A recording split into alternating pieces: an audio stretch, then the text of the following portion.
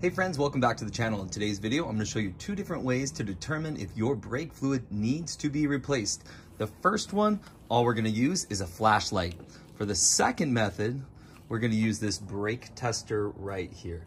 So if we look at this vehicle I have right here, here's our brake fluid. And if I put a light to it, I'm not getting any light through the fluid whatsoever. That top part right there that you can see, there's no fluid there. When I go down to the actual fluid, no light's coming through. This is old brake fluid. Let's go look at some new brake fluid. Here's another vehicle that has brake fluid that's about 3 years old, 30,000 miles, and you can see it still looks nice and clear going through, relatively opaque. That is what brake fluid should look like. If you look in the description down below, I'll put a link to this brake fluid tester right here. Relatively inexpensive and a great tool to have. Now let's see what our brake tester shows. So green is good, and when we turn it on, yep, we can see. Now it still is kind of in the okay category, but you can see that orange light.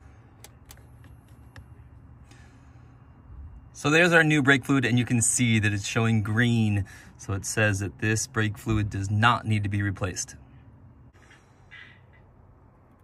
Then now back to our old fluid, and you can see now it's up to 2 orange lines. So it's really saying that it's time to replace it. And you know what? I'll even give you a third way that you can tell that it's, or at least a symptom that it might be time to replace your brake fluid, is that this truck right here that we're testing, the brakes are very soft.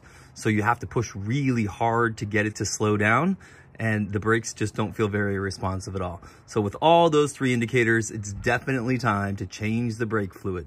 If today's video helped you out, please give it a thumbs up, subscribe to the channel, and we'll see you next time.